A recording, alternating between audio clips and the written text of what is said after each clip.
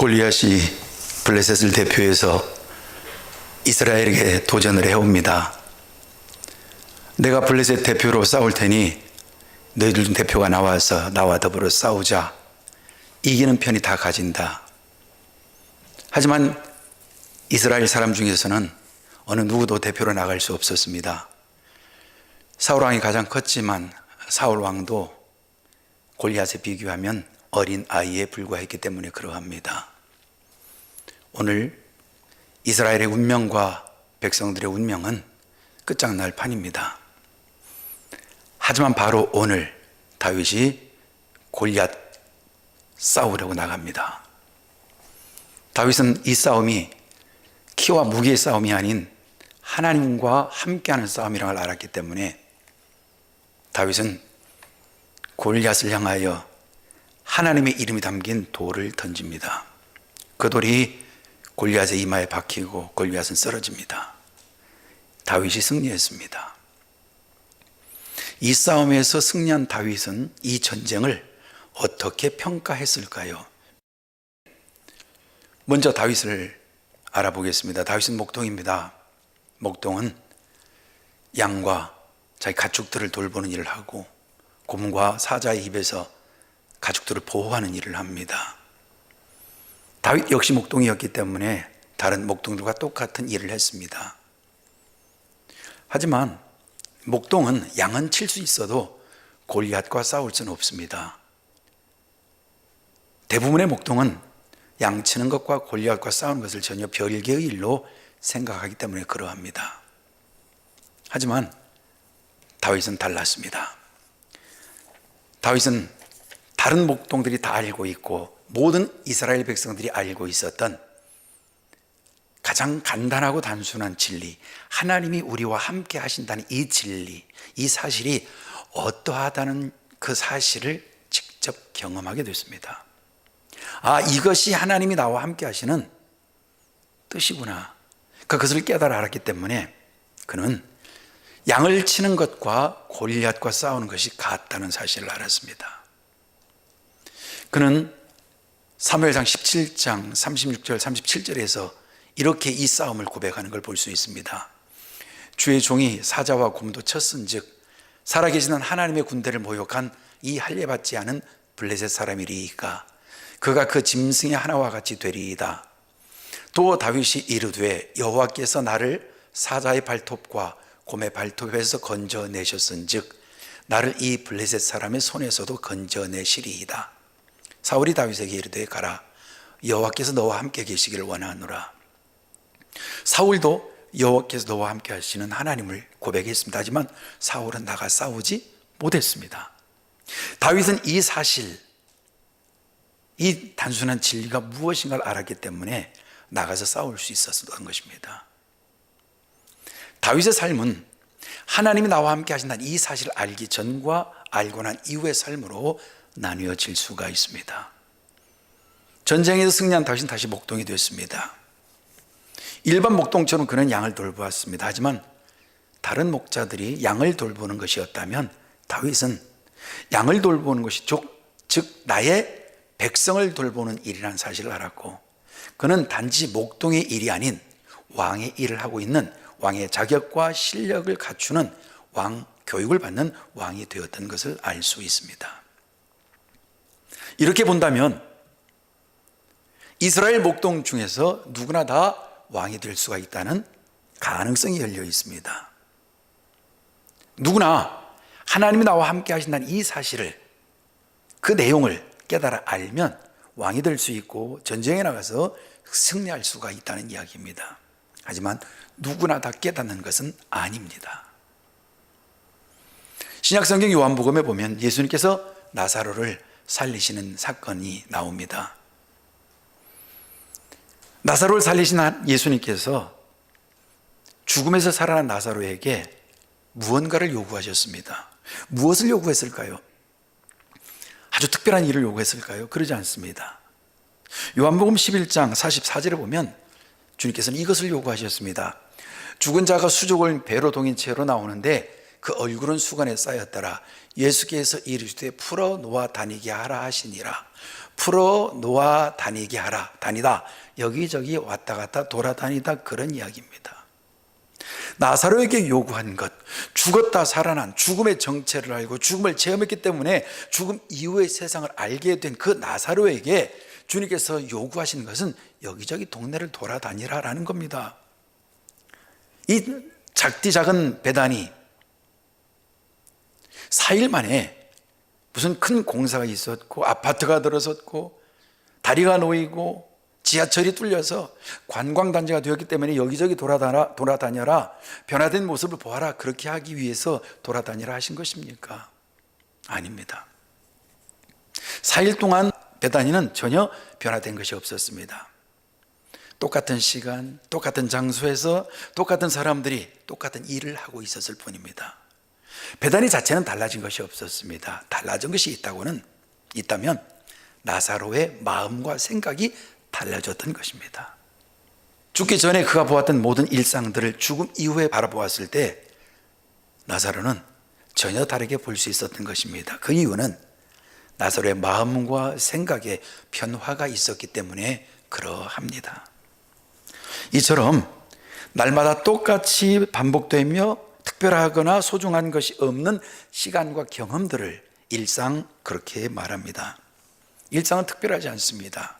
하지만 이 보통의 사건, 보통의 삶의 모습 속에 어떤 특별한 사건이나 일이 생기면 그 일상은, 그 평범했던 것들은 전혀 다르게 기적처럼 보이게 됩니다. 그런데 일상을 특별하고 기적으로 만드는 그 놀라운 사건은 다른 데 있지 아니하고 바로 일상 그 한가운데 숨겨져 있다는 사실입니다. 예를 들면 코로나 바이러스 때문에 우리는 일상이 다 뒤틀어졌습니다. 코로나 바이러스 다른 바이러스와 같다고 이야기를 합니다. 우리는 이전에 많은 바이러스를 경험했습니다. 그러나 특별히 코로나 바이러스 때문에 힘들어하고 있는 것은 이 바이러스가 우리 일상을 다른 바이러스들과 다르게 완전히 쪼개놓았기 때문에 그러합니다. 우리는 비로소 우리가 흔하게 했던 모이고 만나고 악수하고 함께 식사하는 것들이 이렇게 축복인 줄을 몰랐던 겁니다.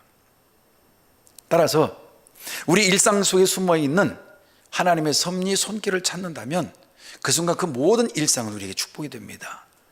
일상에 감추어져 있던 것들이 무엇이 있을까요? 바람에 날리고 있는 민들레 씨앗, 서쪽에 걸린 붉은 태양,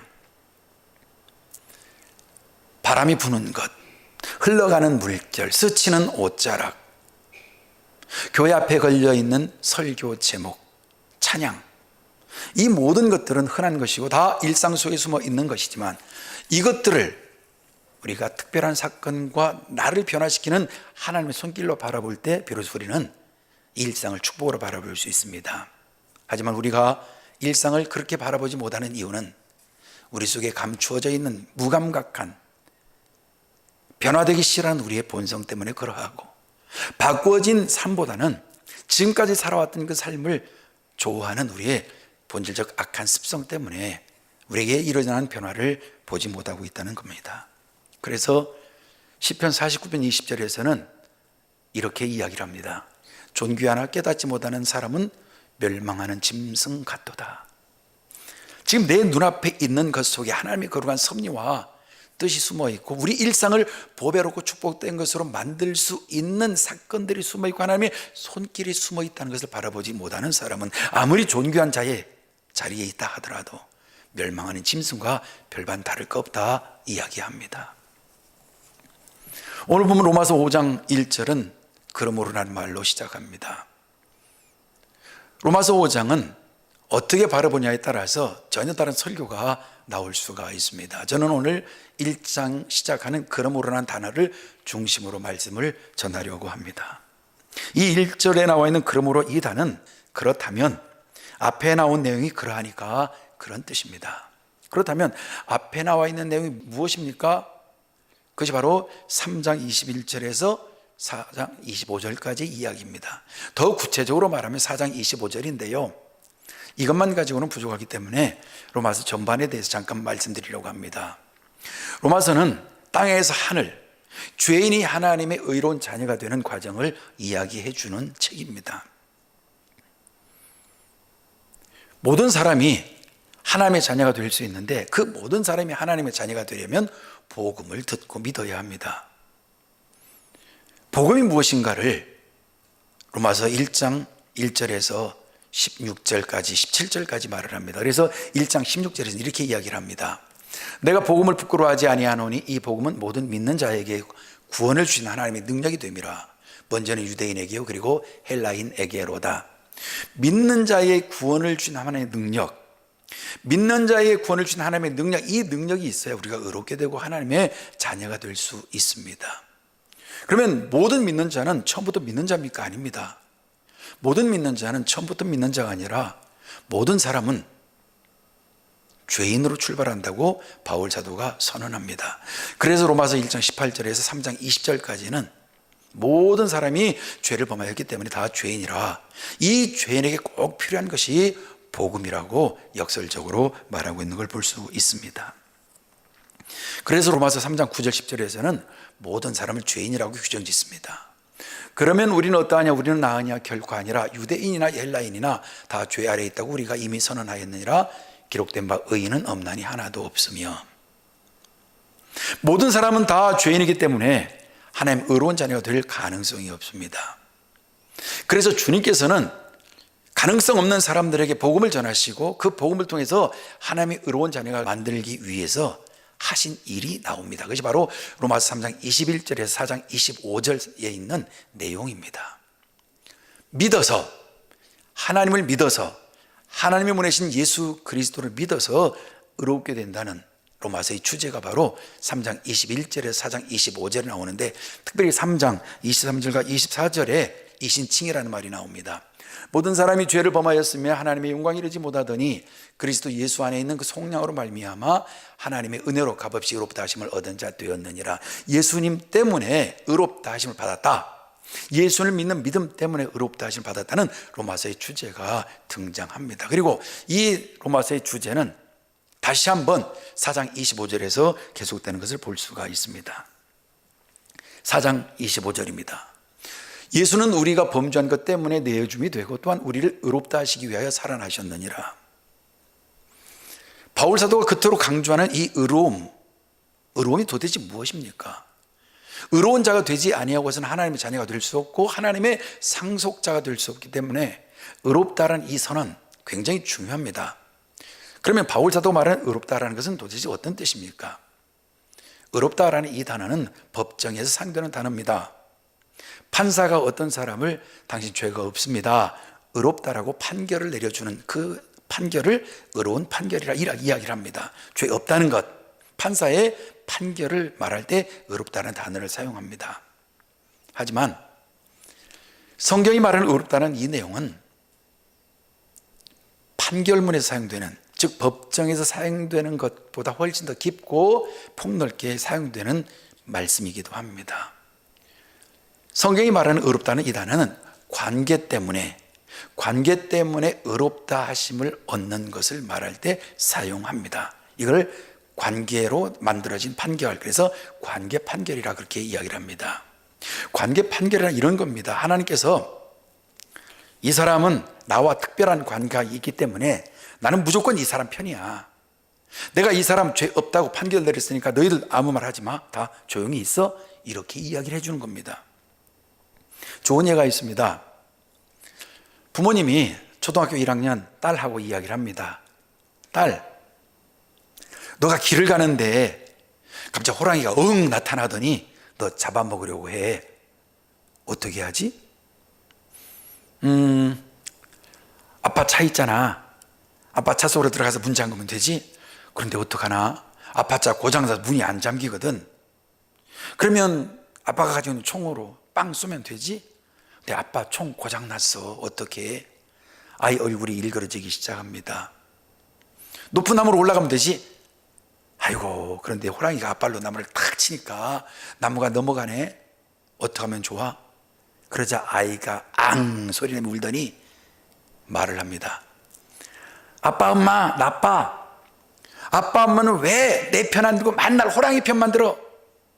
왜 만날 호랑이 편만 들어? 이게 관계의 판결이라는 겁니다. 하나님께서 저와 여러분들을 사랑하시고 하나님께서 우리를 자녀로 만들어 주시기 위해서 하나님께서 먼저 우리에게 다가오신 관계를 만드셨습니다. 그리고 온 천하에 저 사람은 내가 의롭다 판결을 내렸다라고 선언해 주신 것입니다. 따라서 하나님께서 판결을 내리실 때는, 특별히 관계에서 판결을 내리실 때에는 그 사람이 잘났고 못났고 또 죄인이고 의인이고 따지지 않습니다. 너와 나 사이의 관계만 따지신다는 겁니다. 그래서 주님께서는 오늘 예수 그리스도를 믿는 자는 전부 관계 판결로 의롭다 하시겠다고 약속하신 것입니다. 그런데 하나님께서는 왜 나에게 다가오셔서 나를 의롭다고 판결해 주십니까? 그리고 나는 어떻게 해서 그 하나님께서 내게 다가오셔서 나에게 어떤 관계를 맺었다는 것을 알 수 있습니까? 어떻게 그런 일이 일어날 수 있습니까? 바로 이것, 하나님이 내게 다가오시고 나에게 관계 판결을 내려주시고 나는 그 관계 판결을 믿을 수 있게 된 바로 이 일을 예수님께서 하셨다는 것입니다. 그것이 바로 4장 25절에 나온 말씀입니다. 다시 한번 읽어보겠습니다. 예수는 우리가 범죄한 것 때문에 내줌이 되고 또한 우리를 의롭다 하시기 위하여 살아나셨느니라. 우리를 의롭다 해주시기 위해서 이 땅에 오시고 고난당하시고 죽으시고 부활하시고 승천하신 주님의 모든 일이 바로 우리를 의롭다 해주시기 위하여, 다시 말해서 우리 편을 들어주시기 위해서 이 모든 일을 하셨다는 것입니다. 그러니 예수님께서 우리를 위해서 이 모든 일을 해주시고 무조건 우리 편을 들어주신다는 바로 이 사실을 알고 있는 사람이라면, 이 사실을 알고 있을 때와 알지 못할 때의 차이 있어야 하지 않겠느냐라는 이야기입니다. 그것이 바로 5장 1절의 그러므로라는 것입니다. 그러므로 즉 예수님께서 우리를 위하여 이 모든 일을 해주셨다는 것을 알고 있는 너희들이라면, 너희들이 그런 사실을 알고 있다면, 그렇다면 너희들의 인생은 알게 된 이후부터는 알기 전과는 다른 삶을 살아야 할 것이 아니겠느냐라는 말씀을 이 그러므로라는 단어가 담고 있는 것입니다. 물론 예수 그리스도께 하신 일 아는 나 자신은 예수님이 하신 일 알기 전과 알고 난 이후 똑같은 사람입니다. 똑같은 존재예요. 달라진 것이 있다면 내 생각과 내 뜻과 내 결단이 달라졌다라는 이야기입니다. 의롭게 되어 하나님의 자녀가 되어 하나님의 상속자가 됩니다. 그런데 오늘 5장 1절과 2절에 의하면 하나님께서 나를 의롭게 판결 내리시면 두 가지를 주신다고, 두 가지의 선물이 주어진다고 약속을 하고 있습니다. 그 첫 번째가 평화와 두 번째가 영광인 겁니다.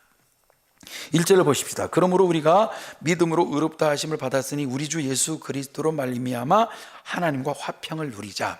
잘 보십시오. 하나님의 평화를 받는다는 것이 아니라 하나님과 화평을 누리자는 겁니다. 다시 말해서 하나님과 바른 관계, 올바른 관계, 평화의 관계로 들어가게 된다는 이야기입니다. 왜 가장 먼저 하나님과의 평화로운 관계를 이야기할까요? 하나님과의 평화로운 관계가 되지 아니하면 우리는 하나님 앞에 나갈 수도 없고 하나님을 바라볼 수도 없고 하나님이 주시는 모든 축복들을 누릴 수도 없습니다. 놀랍게도 5장 1절에서 21절 사이에서는 이 말미암아라는 단어로 하나님이 우리에게 주신 단어를 계속 연결시켜주고 있는 것을, 즉 하나님의 축복을 연결시켜주고 있는 것을 볼 수가 있습니다. 우리 주 예수 그리스도로 말미암아, 그분 때문에, 그분 덕분에, 그분과 함께, 이런 단어들이 5장 21절까지 아주 많이 사용되고 있는 걸 볼 수 있습니다. 이 모든 축복들은 다 예수 그리스도로 말미암아 우리에게 주신 것이고, 그러므로라는 하나님의 평화를 받은, 즉 하나님과 평화로운 관계에 있는 사람만 받을 수 있는 특권이라 이야기를 하고 있습니다. 하나님과 평화로운 관계가 되어야 나머지 축복이 주어질 것일 뿐만이 아니라, 바울 사도가 가장 먼저 하나님과 화평한 관계를 이야기하는 것은 당시 로마가 주는 평화와 비교하기 위해서였습니다. 로마 황제는 로마 시민들에게 평화를 가져다 주었습니다. 우리는 그것을 팍스 로마나라고 이야기를 합니다. 하지만 로마가 주는 평화는 힘과 강제에 의한 평화였습니다. 당시 로마가 보유한 가장 강력한 군대로 다른 지역에서 일어나는 모든 난리와 소요와 분쟁과 또는 전쟁들을 다 진압했기 때문에 강력한 군대가 있는 한 세상은 평화로워 보였습니다.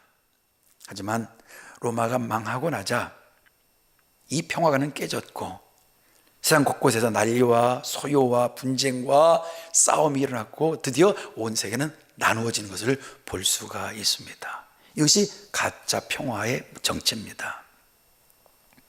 바울 사도는 가짜 평화와는 다르게 예수님께서 주신 평화를 우리에게 소개하고 있습니다. 예수님께서 주신 평화, 즉 주님과 바른 관계에서 나오는 평화는 우리에게 무한한 자유를 가져다 주고 넉넉한 이해와 그리고 하나 되는 놀라운 기적을 베풀어 주십니다. 어떻게 해서 이럴 수 있을까요? 어느 교회에서 목사님을 청빙하는데 시력이 좀 나쁜 목사님을 청빙했습니다. 시력이 좀 나쁘기 때문에 성경을 읽어도 떠듬떠듬 읽고 설교도 더듬더듬합니다. 보통 목회자에게 시력이 나쁘다는 것은 치명적인 약점입니다. 그런데 이 교회 성도들에게는 목사님의 이 약점 때문에 놀라운 평화와 일치되는 역사가 나타났습니다. 목사님이 시력이 나빠서 성경 봉독을 좀 떠듬떠듬하고 틀리게 해도 교인들은 목사님 시력이 나쁘니까 저렇지. 인사를 안 해도 목사님 시력이 나쁘니까 잘 안 보여서 그래.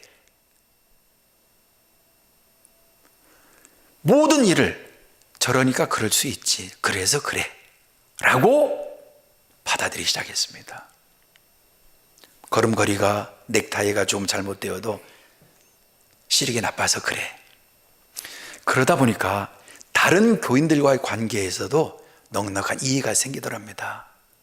다른 교인이 자기 인사 안 해도 그래 날 못 봤으니까 그러겠지. 누가 무슨 말을 해도 몰라서 그러겠지. 그래서 그래. 놀라운 이해력과 그리고 의견의 일치됨이 있었다 이야기합니다. 하지만 우리는 어떻습니까? 우리는 누군가의 약점을 알면 그것을 그 사람을 공격하는 기회와 수단으로 삼습니다. 목사님, 말이 빨라요. 내용이 너무 길고 재미도 없고요. 어려워요. 목사님, 장로님. 마치 당시 로마의 황제가 힘과 권력과 세력으로 오직 자기 뜻만 온 세계에 펼치려고 했던 것처럼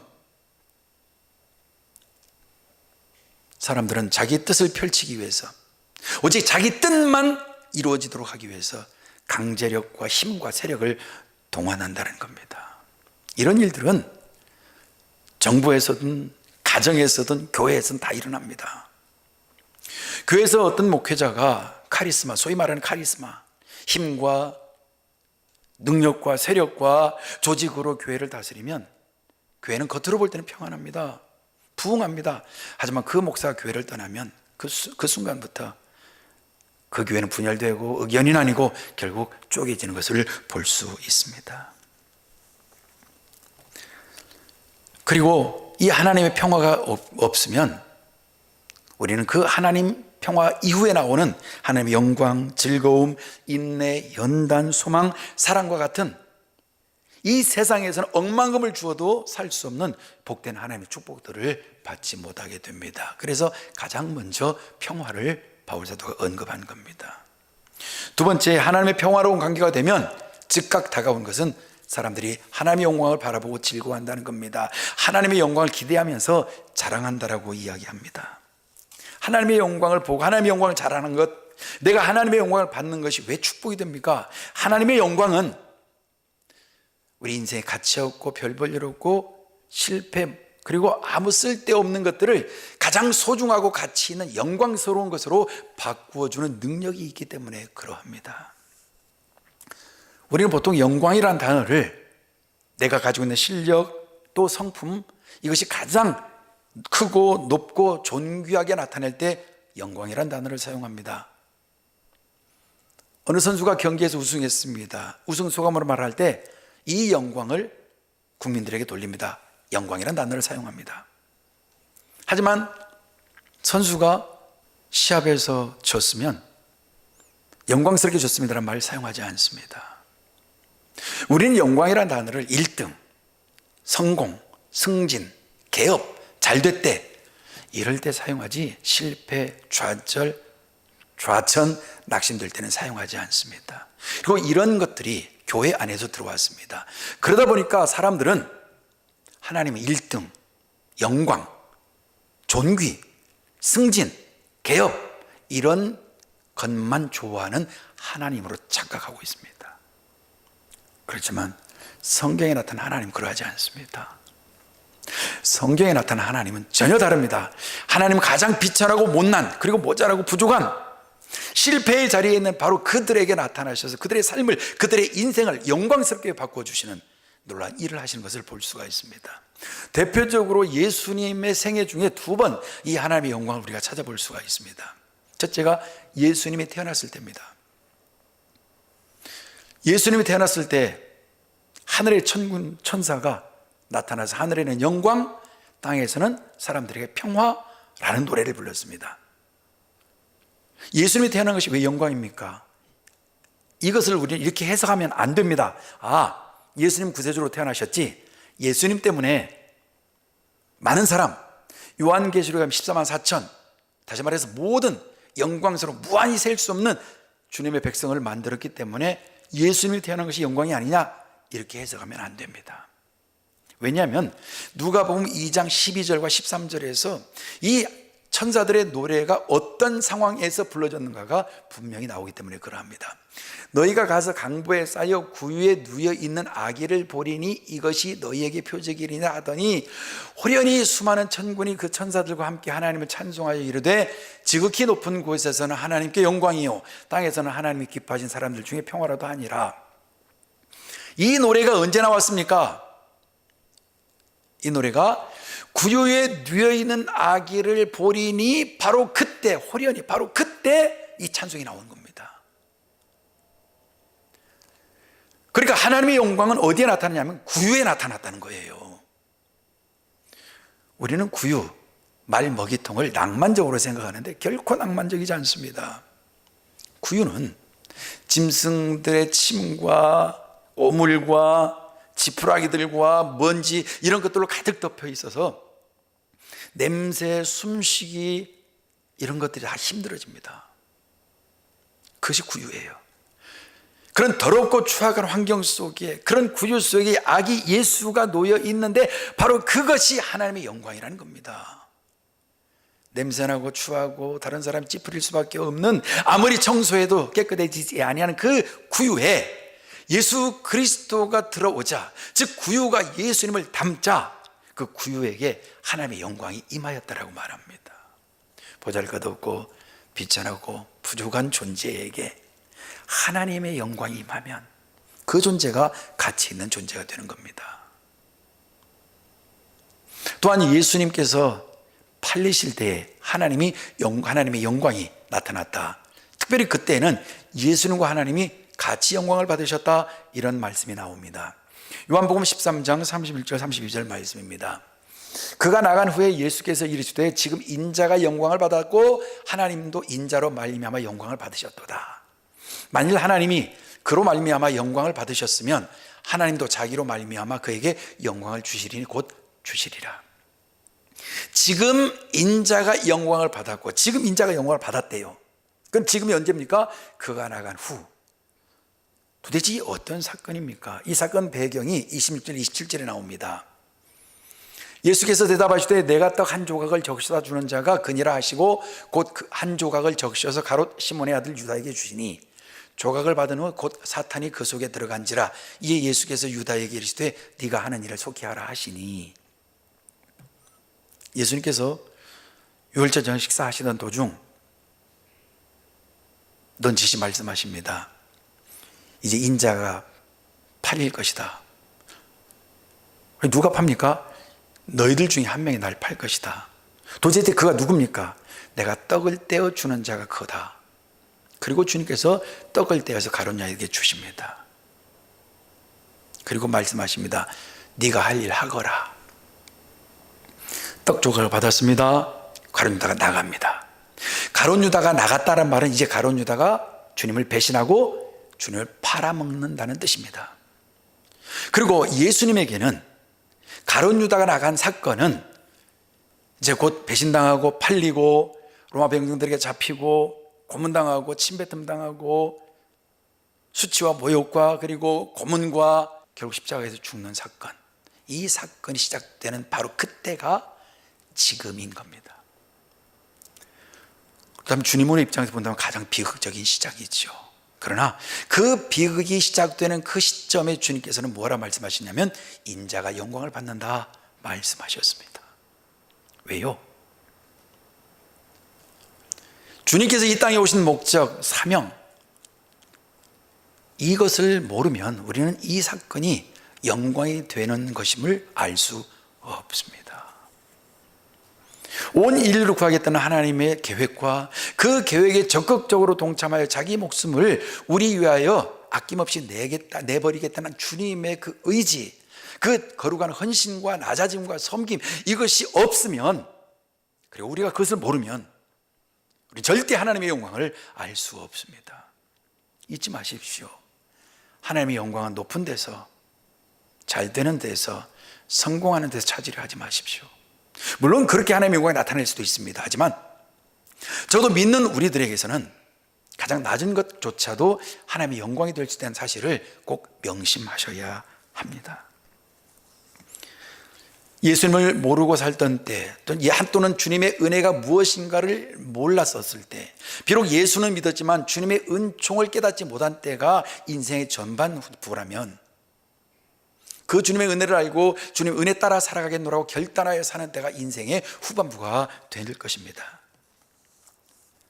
의롭다 판결을 받았다는 것, 그것을 우리가 깨닫지 못한 것이 인생의 전반부라면, 의롭다는 사실과 그 이후에 따라온 그 모든 축복들이 어떠하다는 것을 알고 살게 된 때가 인생의 후반부가 될 것입니다. 바로 하나님의 은혜를 깨달아 알 때, 내가 의롭다는 사실을 깨달아 알 때에, 그리고 의롭다는 사실이 내게 어떠한 영광을 가져주는 것을 알게 될 때에 우리는 전반전 인생에서 실패했다 하더라도 후반전 인생에서 얼마든지 역전시킬 수 있는 인생의 고수가 될 수가 있습니다. 전반전에 나 자신은 똑같은 사람이지만 각오와 결단과 믿음의 방향과 내가 준 가치관의 변화는 나를 다른 사람으로 바꾸어 줄 것입니다. 코로나 바이러스가 우리에게 충격을 주었습니다. 일상이 바꾸어졌습니다. 마스크 쓰는 것, 안부 묻고 보고 싶은 사람 만나고 악수하는 이 평범한 일들, 손 씻고 예배드리는 이런 평범한 일들이 결코 평범하지 않다는 것을 오늘 우리 이 바이러스를 통해서 알게 됐습니다. 따라서 바이러스는 우리의 생각과 마음가짐을 바꾸어주는 하나님의 은총의 손길이 될 수가 있습니다. 하지만 이 바이러스를 내 야망과 욕망을 채우고 내 뜻을 펼치는 일, 그 기회로 삼는다면 그건 하나님의 손길이 아니라 이 바이러스는 전염병에 불과하게 될 것입니다. 오늘 우리가 살아가는 모든 일상 속에서 우리는 늘 기회를 맛보고 있습니다. 성도 여러분, 오늘 우리는 예수님 때문에 우리 일생이 평범할 수도 있고 평범하지 않을 수도 있습니다. 주님 때문에 평범했던 삶이 하나님의 인정을 받는 평범하지 않은 삶이 될 수가 있습니다. 마태복음 10장 42절에서 이렇게 주님께서 말씀하십니다. 또 누구든지 제자의 이름으로 이 작은 자 중 하나에게 냉수 한 그릇이라도 주는 자, 내가 진실로 너희에게 이르노니 그 사람이 결단코 상을 잃어버리지 아니하리라 하시니라. 이 말씀을 메시지 성경으로 읽어보겠습니다. 작지만 시작하여라. 그것이 최고다. 목마른 사람에게 제자의 이름으로 냉수 한 잔을 주어라. 지극히 작은 일을 베풀거나 받는 것으로 너희는 참된 제자가 되고 하나님께서 잊지 않으시고 갚으신다. 물 한 잔 주는 것, 예수 믿기 전이나 예수 믿은 다음이나 다 할 수 있습니다. 그러나 주님께서 기억하시는 물 한 잔은 하나님의 은총과 손길을 알고 제자의 이름으로, 하나님 믿는 자의 이름으로, 깨달은 자의 이름으로 줄 때에 하나님이 기억하시는 놀라운 선행이 될 수 있는 것입니다. 그러니 오늘 우리가 사는 모든 세상, 그리고 삶의 순간순간마다 하나님의 손길을 깨달아 알도록 성령께 의지하며 기도해야 합니다. 하지만 충격적인 사건을 만나고서도 옛날과 똑같이, 아니 옛날보다 더 못되게 살 수도 있습니다. 이번 코로나 바이러스의 진원지로 알려진 대구 신천지, 그 신천지 지파에서 120억을 사랑의 열매 본부에 성금으로 냈습니다. 그러나 거절했습니다. 또 다른 곳 두 곳을 더 찾아가서 그곳에 120억 헌금하겠다고 했지만 그 다른 두 곳도 120억 헌금을 받지 않았습니다. 사회 사람들도 압니다. 정말 신천지 너희들에게 요구하는 것은 돈이 아니라 정직하게 정말 다른 사람의 생명을 소중하게 생각하는 생명 존중의 사상이고, 서로 협조하여 이 난국을 이겨내는 것, 그것을 사회가 요구하는데 이만희 교주는 착각을 했습니다. 돈이면 다라 생각을 했던 겁니다. 그에게 코로나 바이러스는 불쾌하고 전염병이고 아주 악독한 것입니다. 로마 황제 시저가 전쟁에서 승리하고 돌아왔습니다. 로마가 온 세상을 점령한 순간이었습니다. 황제는 군중들의 함성과 박수를 받았습니다. 그 영광의 순간에 시저가 자기 머리에 쓰고 있었던 황금 멸류관을 내려놓습니다. 그리고 탄식하며 말합니다. 이것이냐? 이 황금 멸류관과 백성들의 환호성, 이게 전부냐? 도대체 이것이 무엇이기에 그토록 수많은 사람들이 이것을 얻으려고 생명을 바친단 말이냐? 로마 시저는 가짜 영광을 알았습니다. 하지만 진짜 영광이 있음을 몰랐다는 것이 시저의 비극입니다. 우리도 마찬가지입니다. 세상의 가짜 영광, 정체를 알 수 있습니다. 하지만 그 정체를 아는 것에 불과한 것이 아니라 우리는 진짜 영광이 무엇인가를 아셔야 합니다. 하나님께서 주신 영광, 의롭다 하심을 받았던 이 영광스러운 사실을 깨닫는 것, 이것이 오늘 저와 여러분들이 꼭 있어야 할 영광인 것입니다. 여행 가봐서 그곳에서 내가 이것을 놓고 왔구나, 비로소 놓고 온 것의 가치를 알지 않습니까? 여행 전에는 이거 필요 없고 이거 필요 없어. 그런데 여행 가면 놓고 온 것의 가치를 아는 것처럼 하나님의 영광을 오늘 우리가 우리 인생 사는 동안 이거 필요 없고 이거 필요 없고 하는 그 필요 없는 것이라고 생각하는 것들을 필요 있게 바라볼 수 있도록 만들어줍니다. 그래서 어떤 분이 말합니다. 하나님의 영광은 인생 종착역에 가서 오늘 내가 살고 있는 현실을 바라볼 때 오늘 그때 그 순간 내가 결정했던 모든 것들이 가치가 있고 소중했다는 것을 알게 하는 것이다. 여러분, 죽어서 하나님 앞에서 그때 좀 더 잘 살 걸, 그때 좀 열심히 할 걸, 그렇게 껄껄거려도 소용없습니다. 하지만 하나님의 영광을 받으면 내 입에서 껄껄껄 소리가 나오지 않도록 만들어 주신다는 이야기입니다. 우리에게 영광스러운 끝이 주어져 있습니다. 이 영광스러운 결말의 시작은 하나님께서 우리를 의롭다 판결하시는 것에서 시작됩니다. 그리고 이 의롭다는 판결은 예수 그리스도께서 우리를 위하여 해 주신 일이기 때문에 소중한 것입니다. 가장 위대한 판결을 받았기 때문에 주님께서는 저와 여러분들이 오늘 가장 소중한 사람으로 인생 후반부에서 이 사실을 알고 난 이후에 여러분의 삶이 영광스러운 삶이 될 것을 기대하고 계십니다. 비록 평범하지만 평범하지 않게, 은밀하지만 위대하게 살아내는 우리 모두가 되어야 합니다. 바로 그러므로 예수 그리스도께서 우리를 위하여 이 모든 일을 행하셨으므로 우리에게 새로운 살 길을 열었다는 사실을 아시고 늘 감사하고 더 사랑하며 더 기뻐하는 삶을 사신다면 우리 주님께서는 우리 모두를 기뻐하실 것입니다. 부디 우리 인생 남은 부분 역전시키는 고수의 삶을 살아가는 복된 성도들이 되시기를 주의 이름으로 당부드립니다. 기도하겠습니다.